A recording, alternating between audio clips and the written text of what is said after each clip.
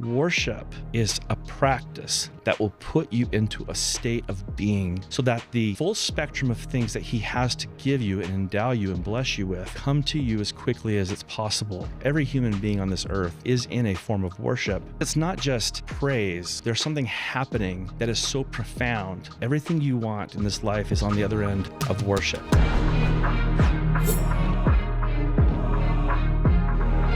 Ladies and gentlemen, welcome back to the Sick of Joseph YouTube channel. First time watchers, we have a channel favorite, two channel favorites. Dave Butler having a great conversation with Todd McLaughlin, who has an awesome way at looking at some gospel principles. He goes a little bit more into worship and what that means. If you guys liked last week's episode with Jonah Barnes, that is just one of 12 bonus videos that you get when you buy the Lost Gems of Genesis. How the Apocrypha proved that Joseph Smith fixed the Bible. Mind-blowing book. You're going to want to get a copy. Link in the description. Without further ado, on to Todd McLaughlin. Todd, welcome. Hey, it's good to see you. It's good to see you. So we were talking, Todd, you're such a interesting guy with so many. I think of you as like somewhere between like a philosopher and a mechanic.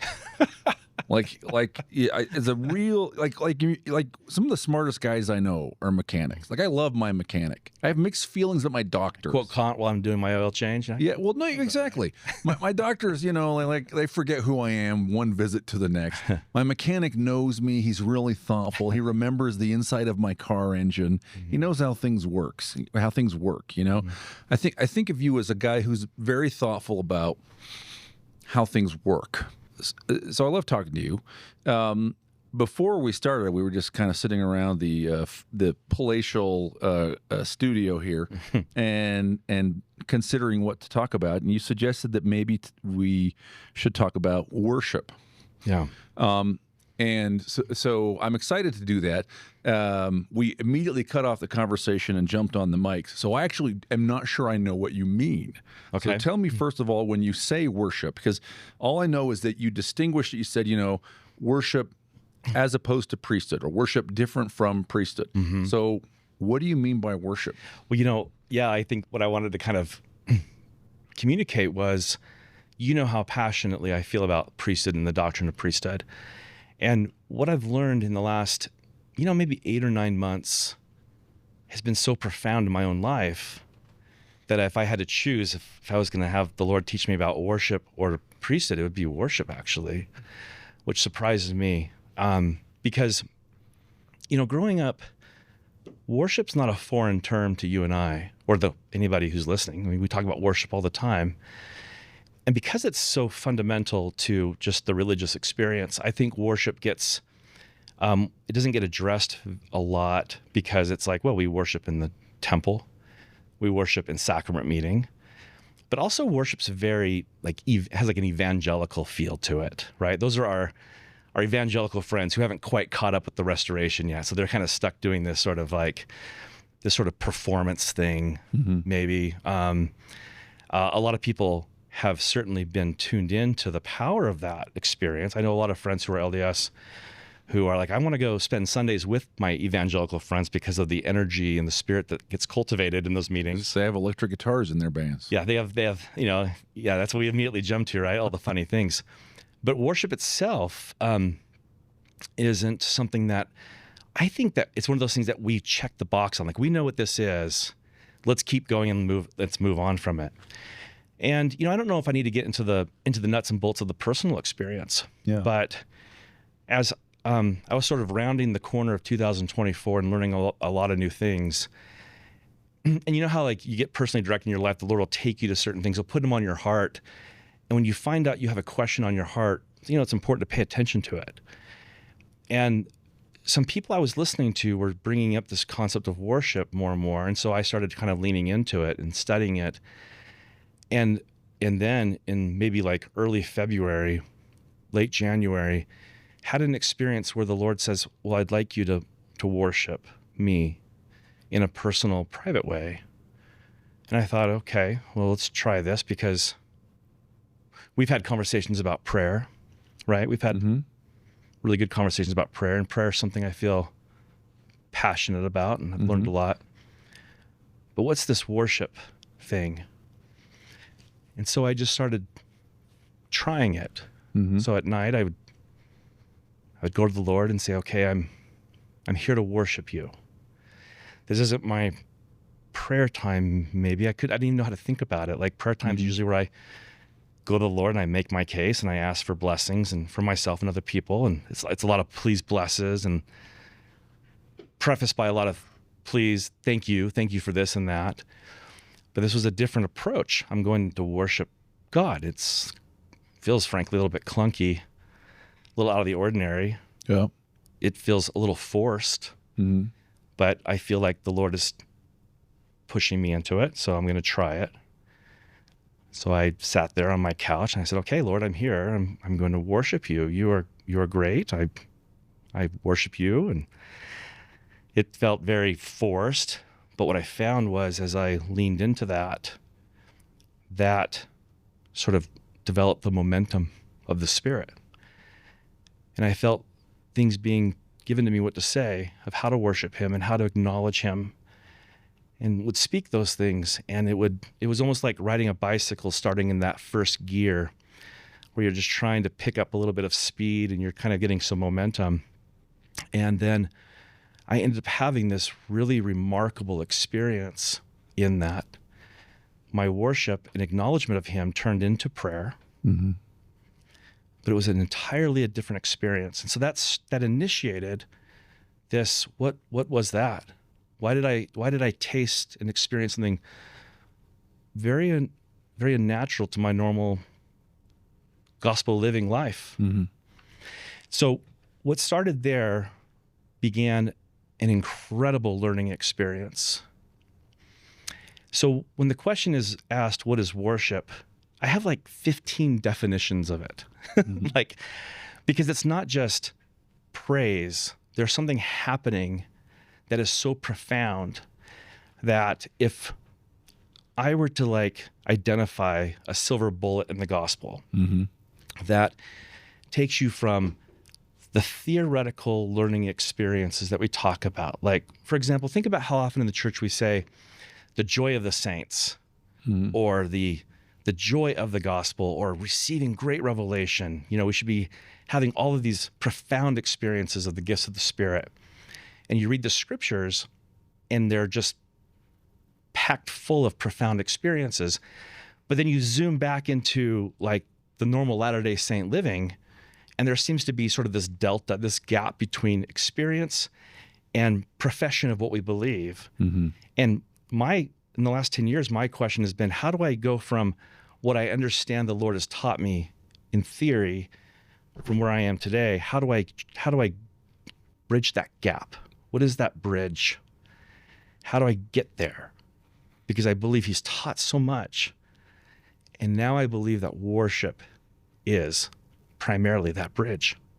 So I'd like to, if you're interested, have a discussion about what worship is, because boy, this is the most profound thing I may have ever learned in my life. Yeah, I would love to. I have maybe a couple initial questions or thoughts. One to sort of, and maybe the answer to this will become clear over the course of the discussion. But when you say studying, so you said a couple people that you pay close attention to brought up the theme of worship, and so you engaged in a course of study. I'm curious, what does that mean? Like how do you study? You sit down to study a topic like prayer, priesthood, or worship. What are you doing? Oh, like my own study? Yeah. What is that? Maybe for my whole life, I've done this, but in the last 15 years, though, Yeah. I think it's kind of like when the gas hit the fire.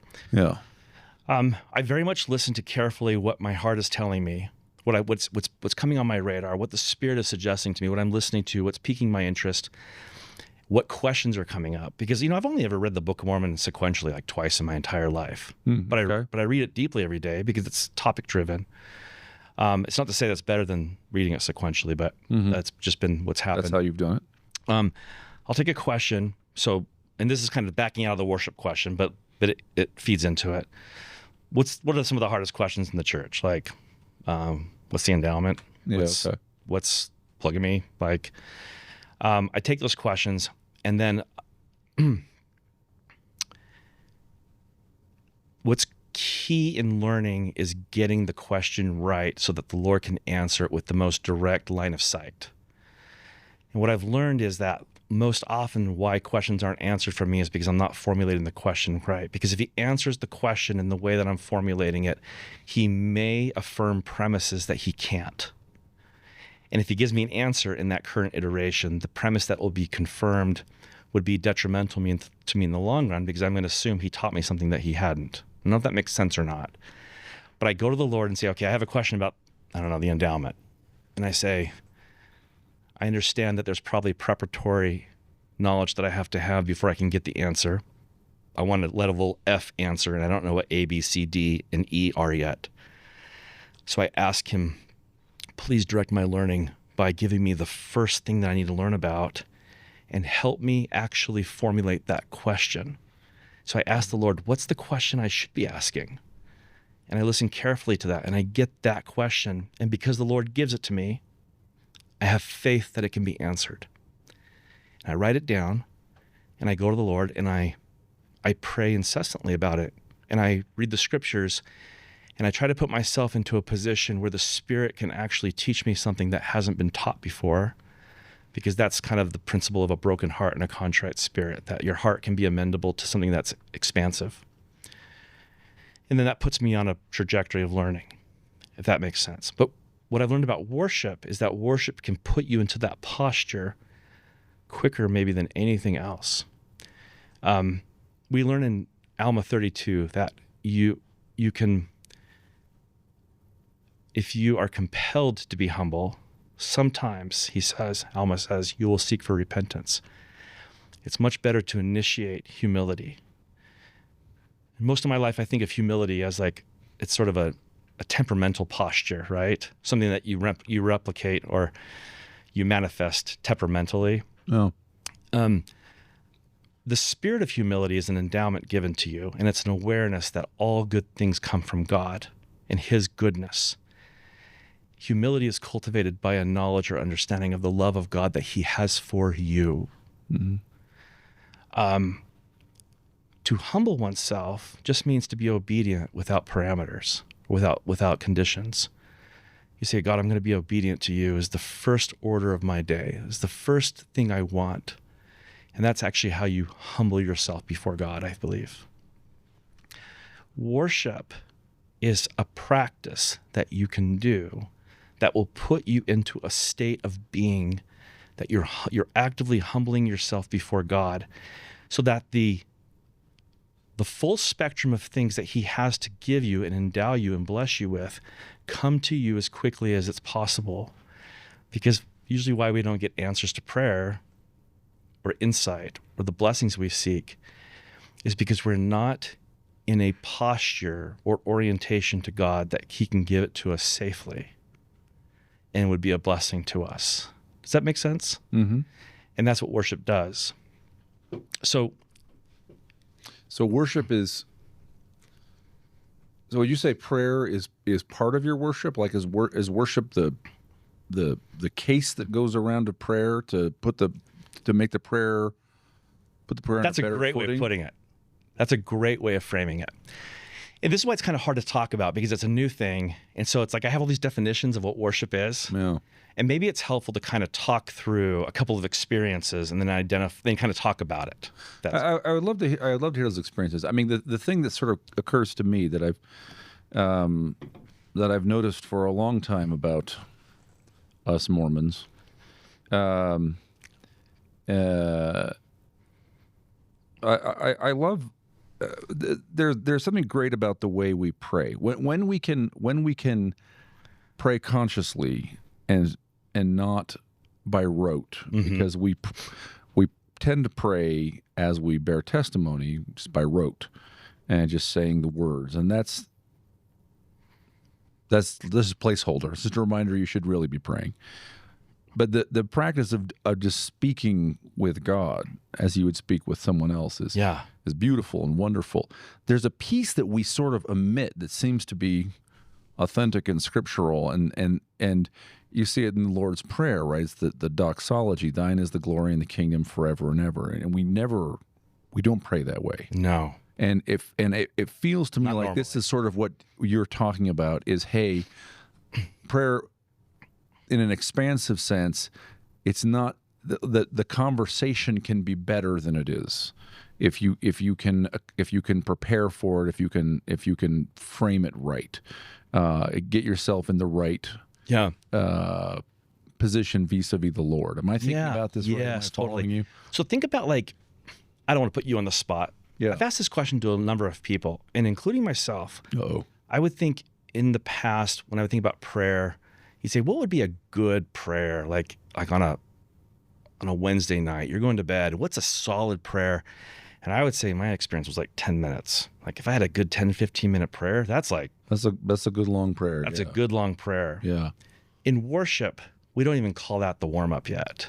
Oh. Like worship can be a 2-hour thing, a 3-hour thing. Yeah. 15 minutes in, you are just beginning to start to connect. Yeah. And that sounds arduous and undoable. But when you experience worship, it is something that you do not want to move out of. When you move into it, you're like, I do not want this thing to stop. I want this more than anything. Well, it sounds arduous, but compared to what, right? I mean, there are a lot of spiritual traditions. Look at the sort of the old Jewish practices of reciting the names of God, where depending on what you're doing, it may be hundreds of hours of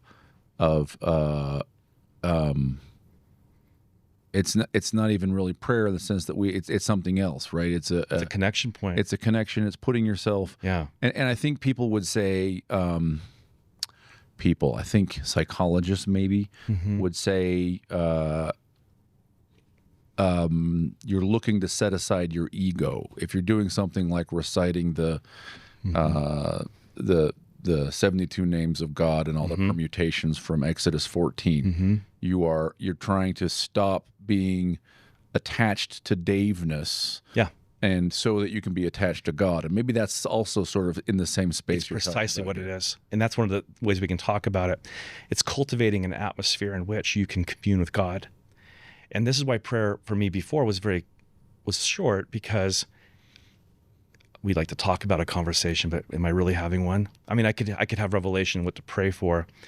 Worship is communion. And if you feel like God is speaking back to you and feeding you in real time, that's where you don't want to stop. You're like, well, I want to stay in this forever. Like, it is cultivating an atmosphere in which you are inviting the presence of God to commune and to locate. Before we unpack that a little bit, can I give a quick analogy that I think would be helpful? That was helpful for me. Yeah. That I think would get us to that maybe a little bit faster. One of the things that I realized for myself, and so, when I'm talking about my own experience, and hopefully it resonates with somebody outside of me, right? And so my experience was, I talk a lot about mountains, like climbing the mount, like the mount of the Lord, coming into the presence of the Lord. Like I really love the mountain imagery and the principles in the scriptures, because it's so useful. It's not only symbolic, there's a literalness to it. And the way I've always perceived my prayers subconsciously, or maybe mostly subconsciously, but a little bit consciously, is I'm going to prayer to extract a blessing from the Lord, right? I'm going to ask for something. I need help. And if things are particularly difficult for me, I'm going to pray longer because I need more help from him. And if things are going really great, I'm not usually having really intense long prayers because things are going pretty well. What I found is that the mountain I'm climbing is really, personally, I'm driving towards an end that I want, that I see God as a co-participant in helping me get. So I'm negotiating with God, usually in my prayers in some way. Like I'm asking for a blessing. I'm trying to find out how to get that blessing. I'm trying to align my will up a lot because I believe that he's going to give it to me if our wills are aligned. But I'm aligning my will with him so I can get the thing that I perceive that I want. And it's a negotiation. I'm engaging him to get something. And that's why when things go really bad, it was really easy for me to like blame God. Like, Sure. why are you letting this happen to me? I thought we were friends. Didn't I do X, Y, Z over here? What's the problem? And things are going great. Yeah, thank you so much. Thank you for these blessings, But if it turns the next day, what happened? because he's a negotiation. I'm wrestling with him.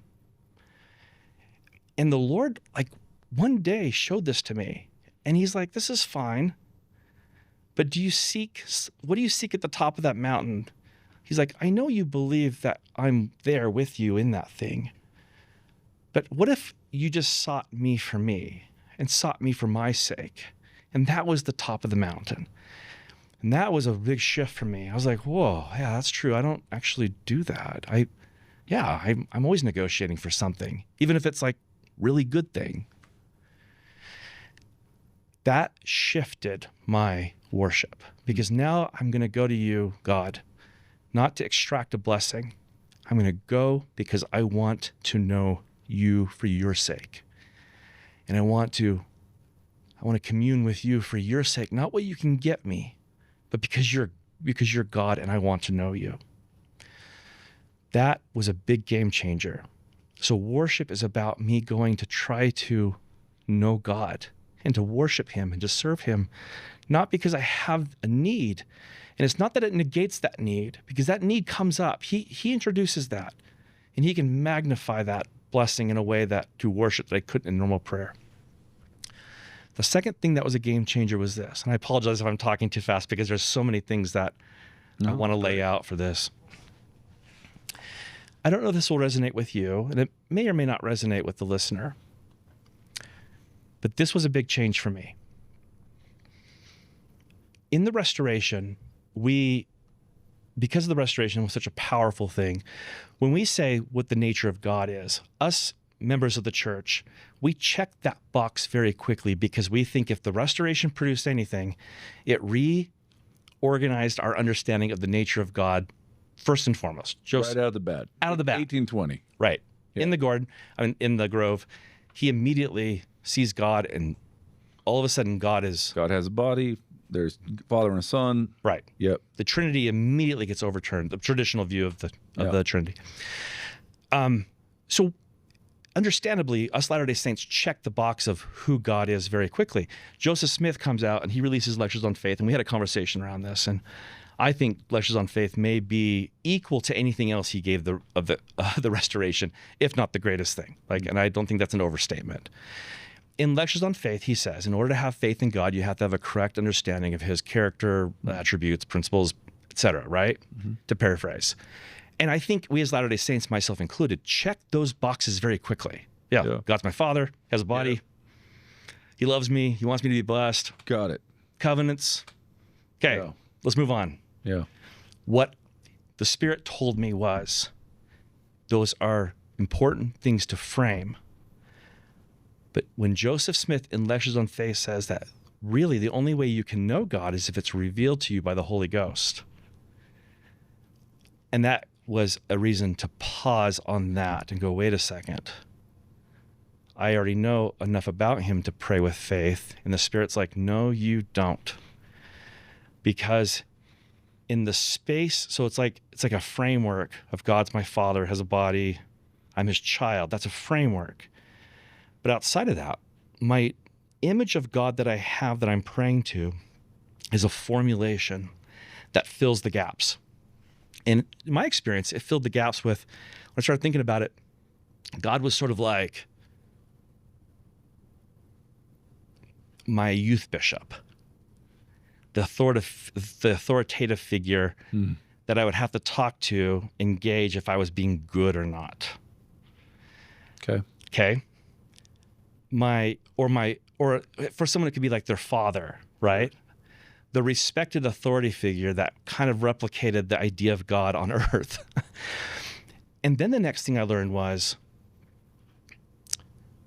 and this could just be for me, I don't know if this will resonate with you or not, but God was like, the image I had of God was like my own self perfected. Like the perfect version of myself. So when I think about like love, what was perfect love look like? Well, it's my concept of perfect love, what it should look like. And I'd forecast that on God, or justice, or what things should look like, what perfection did look like, was sort of like my own egoic state in its perfected way is what God is. And then the math on that becomes really obvious quick. Like this is why everyone believes God agrees with their politics, right? It's like a joke. Yeah. You can be the most progressive member of the church, most conservative, and they both think God's on their side, Sure. right? Because your vision of God, your image of God is just your projected state. And what is politics? But politics is just your religious faith views extrapolated and put into a social structure. I mean, that's just all it is. Your politics is just a reflection of your faith. So this was a big awakening to me. It's like, whoa, I think it's in Moroni where he says, the God of your imagination, the God that you've imagined up into yourself, right? And this line kept ringing in my mind and in my heart. The God you've imagined up into yourself. And I was like, wait a second. This is why my faith has been haphazard in its effect, in its result. Because to pray to God with faith, I actually have to pray to a God that I actually have pure knowledge over.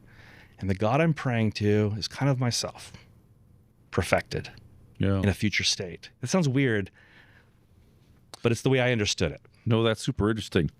It suggests, I mean, I don't know if we're going to end up and you're going to sort of give us tips, but it suggests an inventory, by which I mean an introspection, right? Maybe I ought to think about, who am I really praying to? Exactly. Am I really praying to God my Father, whom I have had to seek to know by having him reveal himself to me? Or am I praying to a kind of a mirror? Exactly. And perhaps that's why my prayers were only 10 minutes long. Because I'm praying to my perfected version of myself, and I kind of know what I think, and I'm kind of trying to get that guy to help me out, to get what I want. It had okay results, but why doesn't it have the results like you see in the scriptures? Mm-hmm. Well, this was a game changer because it caused me to go, whoa, what is my understanding of God really informed by? And who's informing it? That alone may have been one of the biggest leap forward in my own personal faith and spiritual journey. So worship began like this, and it continues like this every day for me. God, I'm here to seek you. I don't feel like it. In fact, I feel a lot not like it, but I'm here to worship you. And will you teach me something about yourself? Will you teach me something, a portion of you that I can know and have faith in? And I listen to that carefully. And it's never ceased to produce something that surprises me and expands my understanding. For example, I'll give you one of like 100. When you ask questions like that, he's so earnest to teach you about him if you ask the right questions. So, for example, he says, I love to give gifts to my children. I'm a giver of gifts. When you feel that in the spirit, it's not intellectual. It's not book discovery. It pierces your heart and your mind. You're like, oh, I can ask you for things because I know you want to give me a gift. So I say, okay, God, thank you. You're so gracious. I can have faith in you because you want to give me things. I'm your son. What's a gift that I can obtain from you? What would you like to give me? Because I'll receive it in faith now because I know that about you. And you see how that conversation transpires and how that would move your ability to relate and commune with God. Because in my own practice, it's always teach me something about you tonight or today that I can exercise faith in. And he might say, I love to forgive sins. Will you confess all of your sins to me? Yes, I would love to do that. So he's like, stand up, because it's worship. Stand up, confess your sins. It's like 1 a.m. I'm in my living room. I'm like, will you help me? No. Like, I know a lot of them, and I'll confess them. But if you'll walk me through, I'll confess. And I'm speaking them out in confession. And I'm finding that, like, in the confession of my sins, It's bringing me back to a state where I can fully own and obtain the agency that was given up when I committed those sins.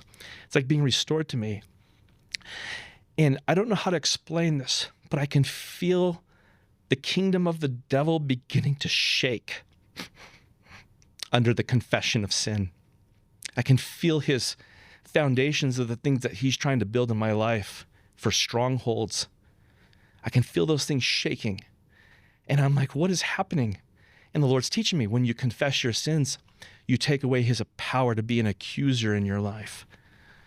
I want you to confess, not because I want you to feel crappy, but I want you to reclaim territory in the name of Jesus Christ and detach yourself from the power of the adversary. And I could feel that. That, David, is worship.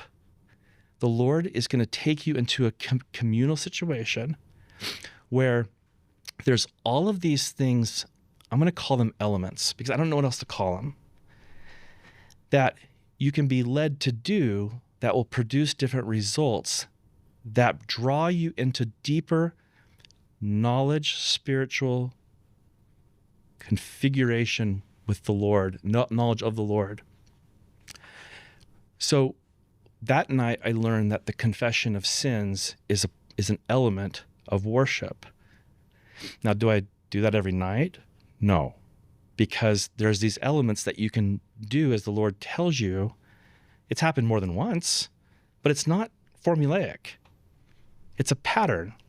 And so there's a lot of these, and some of these include things like stand and give gratitude for everything that you can think about your wife, your spouse, everything.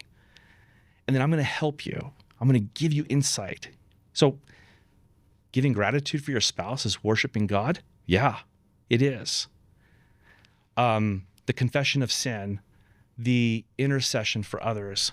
Today I want you to intercede for so-and-so who you perceive as your enemy. Will you tell me everything good about them that you can identify? Okay, that's hard. Yeah, this guy has been really hard in my life. I think this about him. I think this is good about him. This is good about him. The Spirit takes you through that, and you're making intercession, and all of a sudden you're praying in the Spirit for that person. And all of a sudden you're pleading for the Lord to give grace and mercy, inject it into that person. And you feel the atmosphere shift around you. That's worship.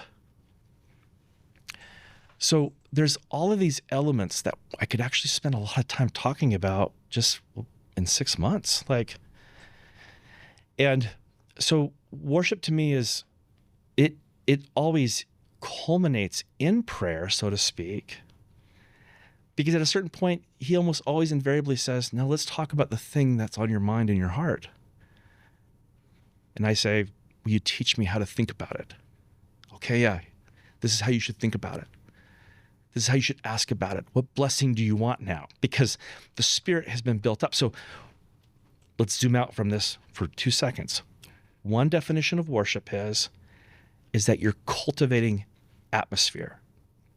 You're building out a structure of atmosphere in which the Spirit of the Lord, his messengers, and even the Lord himself can reside in. You're developing space. That space is inside you. So you worship to clear out the space in you so that you can be a host of the Spirit of the Lord. And the space outside of you becomes a structure in which you can host the Spirit of the Lord. So it's the building and cultivating of atmosphere.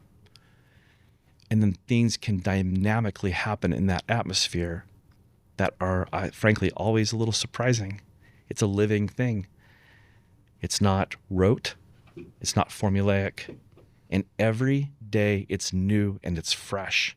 And it delivers something that I hadn't supposed previously. So that's one definition. Yeah, wow. Does that make sense? Or sometimes I wonder if I'm just speaking in a way that's... I don't know that it has to make sense. This is interesting. One of the questions that I know you characteristically like to ask is, does it taste good? Which I think is a very interesting question. And I'm not sure why you ask it, but to me, what it suggests, it evokes images of the fruit of the tree of life, but also the I think it permits the listener to respond and say, it tastes good, it feels good, it seems right, in a non-analytical kind of mode, right? In a, which I think that's really powerful. So I think it tastes good. I think it tastes good to me, Todd. I don't want to make this too sort of autobiographical, but this has sort of become a big part of your personal spiritual practice over the last years is sort of what I'm hearing. Yeah, and recently, like the last 8 months. So I was listening to an interview with somebody who was talking about this that's not in our faith. Yeah. And they made a comment to her, and they said, "You do this for 2 to 3 hours a day?" And she's like in her mid-40s. And she goes, "Oh yeah, you have to. Like, if you want to commune with the Lord, you have to." And like, "Well, how long have you been doing that?" She goes, "Well, since I was 19. And that blew me away. I was like, "Well, how is that even possible? How is that even like a thing?" So my and I'm only speaking from my experience, but first of all, doing this for an extended period of time is not hard. Once you begin to like commune and that presence is building, it becomes the most delicious thing to you. And so when you say I bring up this thing of taste, and you say the tree of life, well, that's exactly what it is. It's from Alma 32, because Alma 32 is actually talking about, for lack of a better term, the mechanics of building a tree of life. Sure. Right? It's the seed to the fruit. Sure.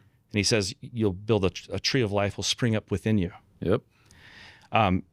And it's interesting to me because that's Alma 32, right? And the question the Zormite Poor ask is, what can we do now that we've been thrown out of the building? And the answer is, can you worship only there? Right. And it's faith, right? And they get to end of what's now 32 and chapter 33 starts. And the next question is, okay, I'm paraphrasing. Like, that sounds good, but like, really, what is it? And then the next chapter 33 is about praying always. This is zenith, right? This is pray when you're in the wilderness and you're in the closet and your enemies are hunting you, and right. And so I think what you were talking about is very strictly by the book, where the book is Book of Mormon, right? And so yes, it does taste sweet to me. This feels right. Yeah. So it's interesting when the Lord teaches you a principle, how all of a sudden you're like, wait, this is hiding in plain sight. Because even bringing up Alma 32, to your point, the whole context of that is, where can you worship? And all of a sudden, like, wait a second, he's talking about something more profound than sitting in sacrament meeting, right? Sacrament meetings, by the way, should reflect this more, I believe. That's another conversation to have. But in Alma 32 and 28, he says, if you give place that a seed may be planted in your heart, behold, if it be a true seed or a good seed, if you do not cast it out by your unbelief, that you will resist the Spirit of the Lord, behold, it will begin to swell within your breasts. And when you feel these swelling motions, you will begin to say within yourselves, it must needs be that this is a good seed, that the word is good, for it beginneth to enlargeth my soul, it beginneth to enlighten my understanding, it beginneth to be delicious to me. Because you can taste light.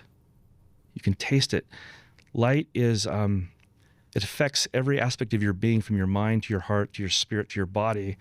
And what worship does, and this is definition number 4 or whatever, is worship brings into unity your mind, your heart, your spirit, and your body into sanctified unity. Worship is active sanctification. So by the process of worship, and it's not because, not that this needs to be said, that God's a narcissist and he demands the worship of his creatures because he needs to be fed. He commands us to worship him because it's the thing that draws his life, his nature into us the fastest. So when you worship, it is a process of bringing the entire body into submission to God. And it does it very quickly. Worship draws you in to the patterns and experience of heaven. It does. It cultivates the spirit of heaven where you are. And so it's not just an internal thing. It affects the space around you. And if you worship in more and more powerful dimensions, your marriage will start to resonate in that worship. Your children will be in that influence, and they'll start to experience it, that atmosphere around them that will start to have power in their life.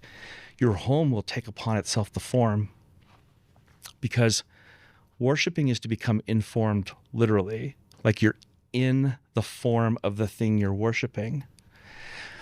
So one thing that's interesting about worship is that everyone worships. Like, you can't escape worship. Every human being on this earth, I think probably without exception, is in a form of worship, because worship is the acknowledgement and the identification of a hierarchy of good or something desirable that you're going to sacrifice to. So if the thing that you want the most on this earth is money, then you're going to worship money and the things that bring it. And you will begin to be informed by that. You will take upon yourself the image of that thing, and you will be a reflection of that desire. So whether it's money or status, like our biggest worship platforms are social media platforms. It's where most of our worship occurs. It's what you want to sacrifice to when you have free time. So think about, I do this a lot, what do I do when I have free time? That's a really good indication to find out what you worship. If you have free time, do you want to go to a private corner and confess God and say, I love you and I'm seeking you, I'm seeking your face, I'm seeking a deeper communion? Or are you like me, who's really reflexively will pick up social media and start scrolling? Because the things I love are being given to me in a loop that I want to start to reflect in my own life, whether it's the political thing I'm interested in. All the dank memes, all the reinforcement from friends. So do you see how we're constantly worshiping? Well, so there's something really interesting, at the risk of being too pithy, right? What you're describing is a discipline to try to move from a state where your God is a reflection of you to a state where you are a reflection of God. Yeah. Right. And so, and I think what you were saying is, you're asking God, you're creating time and space and asking God, tell me what I need to do next to do that. And you're talking about a process where I don't say, okay, end of the day, I got to be in bed at 10:15. So I got 5 minutes and 30 seconds for prayer. You're talking about a practice where you make time and you try to be mindful and active, and you're inviting God to tell you what is not what is the goal, what is the step in front of me, so that I can know, so that I may know Thee. Yeah. And you're saying that the not the end, but what happens on that road is you increasingly become a reflection of God.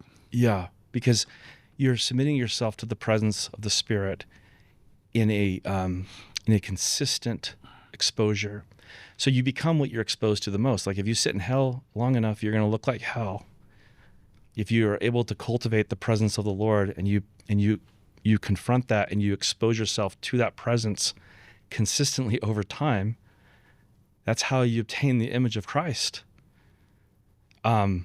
So worship is only effective, really. I mean, I shouldn't say only, because you should worship even if it's a small amount. What's available to you today, I should say, what's available to anybody today, is that they will go to God and say, I'm here to worship you, and I'm going to endure to the end of this worship session today. Meaning I'm not going to break off until you conclude it endure to the end every day in that session, because sometimes it's hard. Sometimes it's a test. Like, you're tired. Are you going to worship me, or are you going to retreat to bed and start tomorrow? And the Lord, to me, is very gracious. He's like, you can go to bed. But what do you want? Do you want to know me, or do you want to sleep? And I'm like, I want to know you. Okay, well, my experience has been that grace floods into you in a way that compensates for anything. And so the power comes in. And if you commit yourself to consistency, that's the key. Consistent worship. Like, consistent. You have to do it often, like regularly. And you don't put a parameter on it. You say, Lord, I'm here until you're done with me. Watch your world restructure itself in a week, in a month, in a day. Like, I don't think I've had a single experience in worship where at the end of it, I couldn't wait to go to bed. It was, I want to be in this place forever. And I have to go to bed now. The Lord's saying, go to bed. And I'm asking, well, can I pick up tomorrow? Because I don't want to leave this. It produces results faster than anything I've ever experienced. And I don't believe it's unique. I believe that is what is possible for anybody, no matter where you're at, if you will begin to worship God. So, yeah, like you're cultivating space where heaven can be reflected. You are, it is a form of spiritual warfare, actually. Tell me about that. The way that the adversary has power over us is through our unbelief, right? We believe things that aren't true, or we don't have belief in God. He controls us through fear, because fear is the first fruit of the fall. Like, when you are separated from God, the first fundamental experience you have is fear. We see that in the endowment, right? Like Adam and Eve, the first thing they do is fear. Fear becomes the driving force of the actions of most of your life, at least mine, right? I'm responding in fear, or it's about controlled fear. So you have fear and you have unbelief, and then you have the sins that are products of your unbelief and the sins that are products of your fear. Like, pride isn't your fundamental problem. Pride is a result of fear. It's a fear response, right? Like, think about most of your sin that you carry on in. It's mostly fear at the root.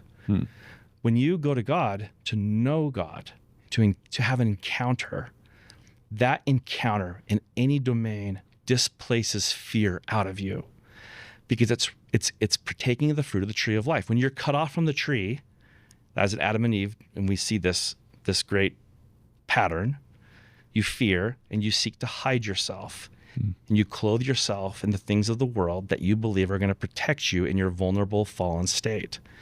When we come back and fuse back into the tree, fear is displaced, it's overcome, and therefore the root of sin is overcome within us.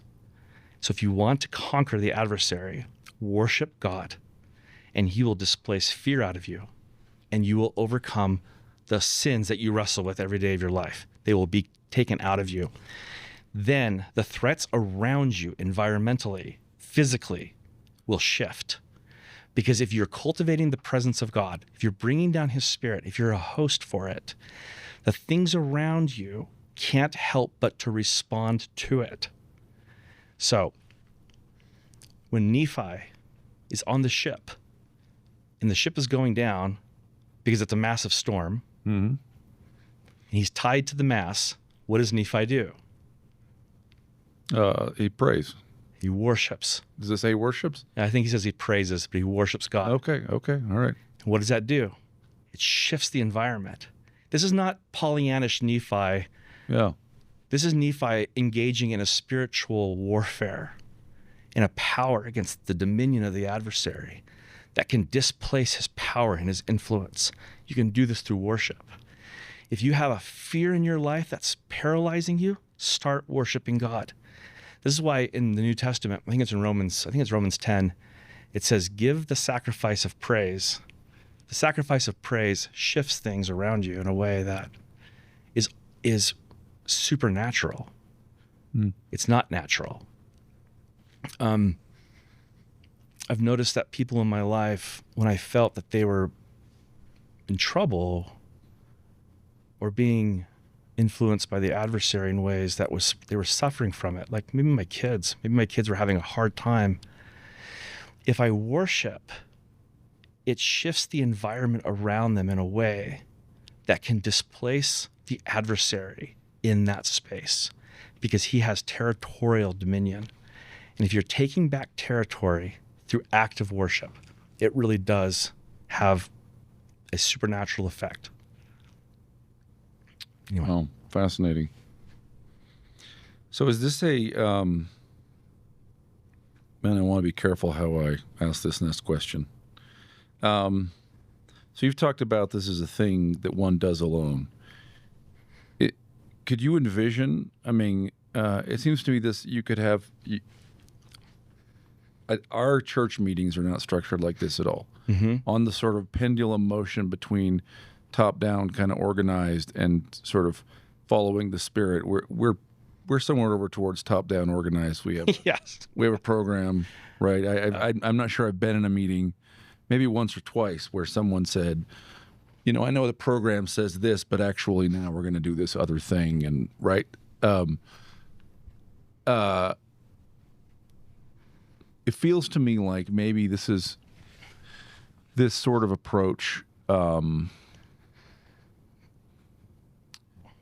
could be, you could engage in this sort of a thing at a larger scale than just your own personal worship. It seems like maybe in your family or as a couple, this might be a thing you could do also. Well, absolutely. This is, if 2 or 3 are gathered in my name, I'll be in their presence. Yeah.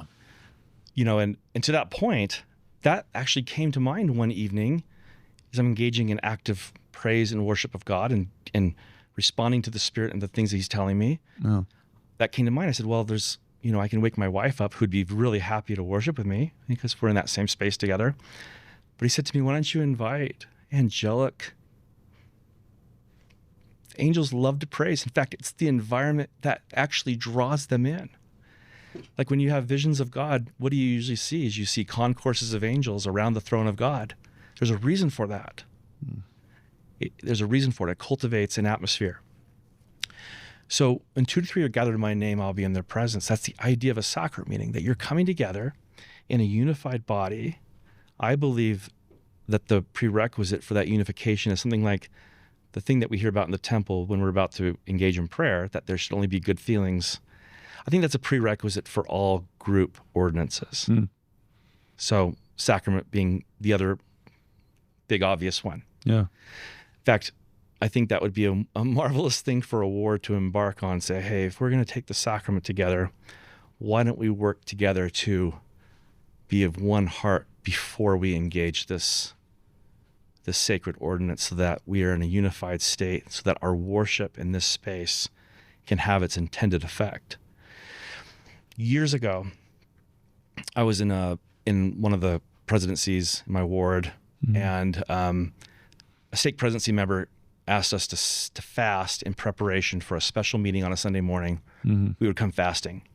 We did, not really knowing what the topic was going to be. We get to that meeting, and the topic was, how can we make our sacrament meetings better? How can we make them, higher and holier, like the thing that was said. And my response may have been a little bit flippant. Probably was a little flippant, but it was like, why are we fasting? We know, we've already been given instruction. We don't need to uncover some new secret to this. The scriptures tell us, pray when the Spirit moves upon you. Do the things as the Spirit moves upon you in that meeting, right? We're told in the Book of Mormon how to do these things. I believe when it comes to sacrament meetings that we have a structure that gives space to do precisely that. Like, why not? I don't know if you've had this experience. I've asked a lot of people about this, and I say, what's the best sacrament meeting you can remember? A lot of them will say things like, well, one Sunday the bishop said, we were going to sing this whole Sunday, and we're going to have people come up and give their favorite hymn, and we're all going to sing the first verse, and we're just going to do that today. Have you ever encountered anything like this? Those are in fact some of my favorite meetings. Yeah. Why is that? Well, I think to some extent it goes back to what we were both saying early on. I mean, I say that we don't pray doxologies. We don't, in our prayers, we don't have a practice of saying, "Thine be the power, Thine be the glory." We worship Thee, right? We have we may say something very perfunctory up front. We're gathered here today, right? But then it's a bunch of thank you, please this. Yeah. Right. Prayers to open the meeting. It's not to pray, it's to open the meeting. But in our hymns is the one place where, and I didn't say this, but this was in my mind, and I was sort of wondering if you would get to hymns, to what extent you'd get to hymns in this discussion, right? Where we do that. I sing a hymn. If we all sing a hymn, we're not consciously asking for anything, right? We're praising, we're celebrating, maybe we're worshiping, right? Yeah. And so I think maybe the answer you're looking for is, hey, a meeting where you get together and you just sing is a meeting where nobody's trying to ask anybody for anything. Nobody is trying to teach or learn. Everybody is just there. Eliminates any ego that might be in speaking. Yep, that's right. Nobody is getting, except the conductor, doggone him. People are not there showing off, right? No one is getting the spotlight. Everyone is. The Dead Sea Scrolls people in a number of their texts give indication that they saw themselves as worshiping among the angels. The angels were with them worshiping. Yeah. And I think a meeting that is all music. Maybe is that, right? It takes the ego out, takes the doctrine out, takes out the left brain. Here are the rules. Here is the order of things. Here is who is in charge. That's all off to one side. Doesn't matter, at least for the moment. It's all forgotten. And what am I going to do? I'm gonna sing about Adam on Diamond, or I'm going to sing about, I'm a child of God. I'm a child of God, or there is a green hill far away, or what right. And so, yeah, some of my best church meetings have been purely musical. I think my wife would say the same. I don't really have a church career, Todd. I get I currently have no calling. My last calling was Elders Quorum Secretary. Before that, I was the physical facilities rep. So, there are men who kind of climb the ladder. I'm nowhere near the ladder. But my wife has had a sort of a career. She has been a church music person. And I don't think she's done it out of ambition. I think she's done it out of joy. I think she has the background in various ways and really loves to lead the choir, participate in the choir, lead music, direct music, provide an abundance. And I think this is probably why. Yeah. Is for the nature of the worship that it is. 100%. Yeah. In fact, when I talk about these elements of worship, one of them is, and man, if you know me, I do not sing. In fact, it's a net negative for me to sing in a meeting. And that's not fake humility. So, within the first couple of weeks of my own practice, I present myself to the Lord, say, okay, I'm here. He's like, okay, I want you to sing to me. I'm like, no, you don't. That's so uncomfortable. That's so not in my domain. That's awesome. So, okay, well, here I am. I'll sing a hymn to you. Can you imagine what that releases? Yeah. And another time, so that has become actually kind of a common thing that he'll say, I'm going to put something in your heart. I want you to sing it back to me. I want you to allow the music to come out of you in that thing. And I'm not musical, so this is not leveraging a talent that I have. Yeah. But that thing came out and it was new and it was fresh and it harmonized with something in heaven and it drew something in that I couldn't produce any other way, So when it comes to church, just as you described, imagine a sacrament meeting where maybe you did have someone prepared to say something, maybe a talk, and maybe that's 8 minutes of the entire meeting, or whatever. And the other part is the bishop is praying earnestly to say, okay, what is the need today? I'm going to ask these two youth to bear their testimonies. We're going to have 2 songs. I'm going to ask Sister so-and-so, because I feel like I need to ask her to pick one. I'm going to have the chorister pick another. And we're going to do that today. And watch what gets birthed in that moment. Or, you can imagine 100 different ways that this gets sliced up. Like today we're just going to have testimonies on this principle. Or today we're going to spend 20 minutes. Anybody who had something that they're deeply grateful for this week, you have 1 minute come up. We're going to do it. And it's going to be, you know what I mean? Like you could do this in a way. Or the Johnson family just had this tragedy. We're going to spend some time praying for them in the middle of our meeting. We're going to have brother so-and-so come up, and we're going to have sister so-and-so come up. They're going to offer up prayers back to back, and we're going to pray and supplicate for them. And then maybe the sacraments at the end of this, because we're building and we're cultivating a spirit in that room. We're building a domain. We're inviting it in that can culminate with this sacramental experience. Yeah. Would that change? Would you be bringing your friends to that? Yeah, I don't think there's any doctrinal or organizational reason we couldn't do that. I think we don't have a practice. We don't have. People would need to have the. I think it'd be extremely powerful, right? I can imagine ways it could go weird, but that's always risk when you're trying to listen to the Spirit. Is it things will go? Yeah, life creates weird things, right? Yes. I think if you were sort of, I don't want to use the word conducting. If you were sort of the one who was making space for that, I think you'd want to listen very carefully to the Spirit, and also just be real thoughtful. But I think it would be a very different kind of church experience. It might be a much more powerful one.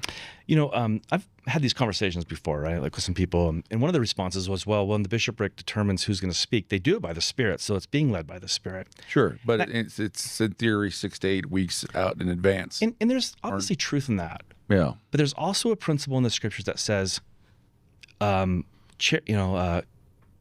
speak in the moment given by the Holy Ghost. Yeah. So you cultivate the words of the gospel. You cultivate the word. You obtain the words. And then in the moment, it'll be given in the you moment. what to say. Yeah. Why is that an isolated principle? Why is that not a principle of worship collectively? Yeah. And you can have portions that you plan for. I think that's. I mean, obviously, I'm not even like proposing anything. I'm just saying. Sure.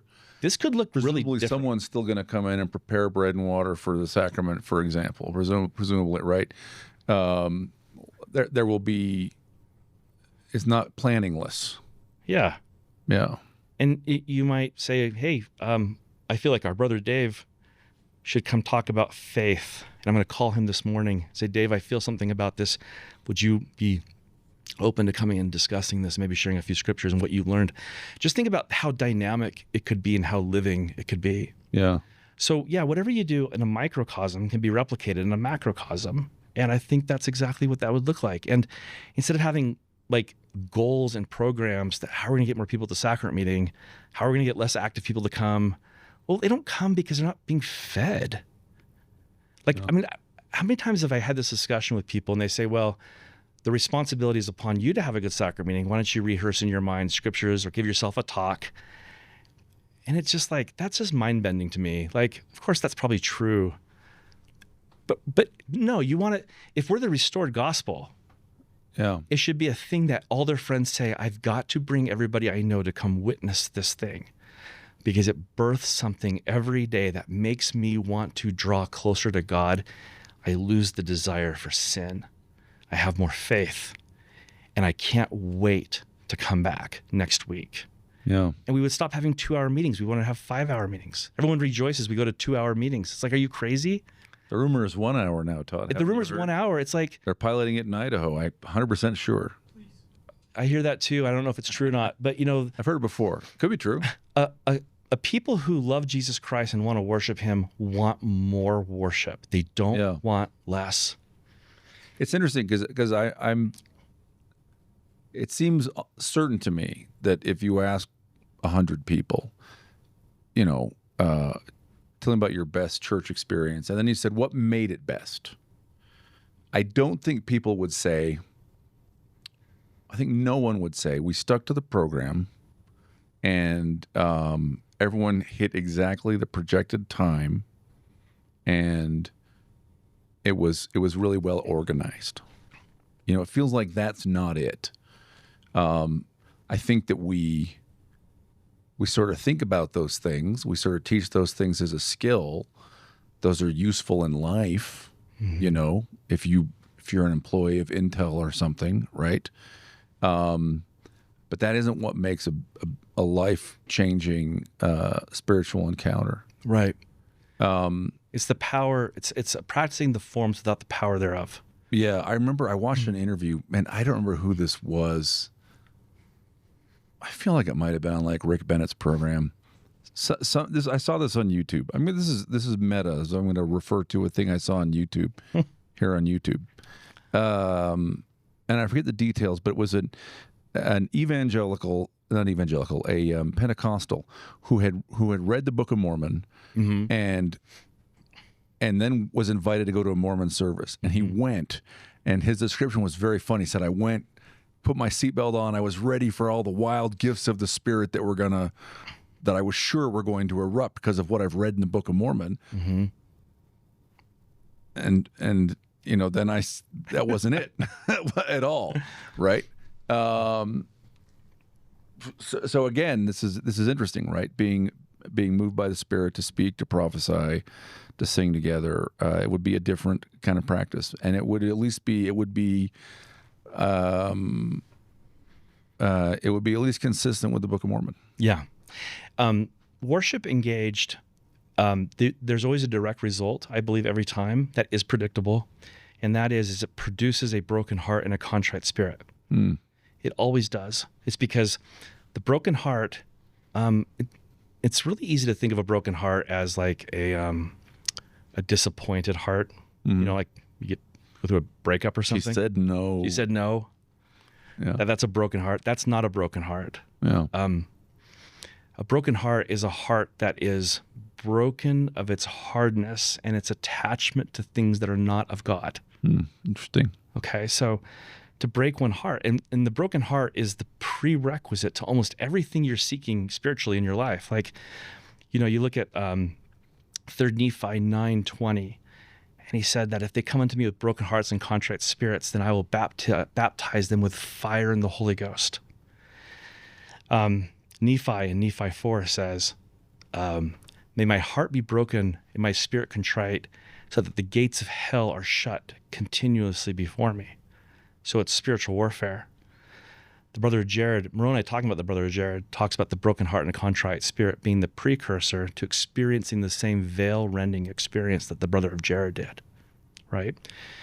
I think it's 2 Nephi 9 that says that the ends of the atonement are only unto those with a broken heart and a contrite spirit. It's the condition of being that puts yourself into possession of every spiritual endowment that you're probably seeking. Worship is the closest, most direct route to receiving a broken heart, because you're actively, consciously, by your own free will and choice, putting yourself into subjection to the Spirit with the intent to mirror and to come into spiritual resonance with it. And the Spirit is the thing that breaks your heart. It's the Spirit. If you want to have experience with a broken heart, the kind that fills you with joy and power, go to the Lord in a quiet place and ask Him, what do you think of me? How do you feel about me?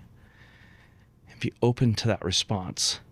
Be open to the kind of communication that will come to you when you feel the love of the Lord for you specifically, not for humanity in general, not for mankind, but for you, Dave. You feel the Lord's love for you. It breaks you of any entanglement that doesn't want to bind to His love. And that opens space for the remission of your sins, for the seeking of the Lord, to rending a veil, to obtaining a blessing from heaven for someone else. So actively worshiping is a way to daily have your heart broken.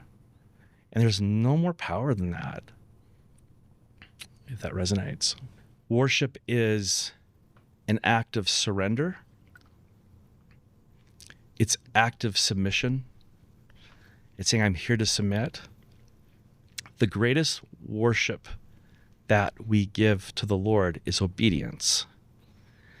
So it's coming to him, fulfilling the command to pray always and to worship him.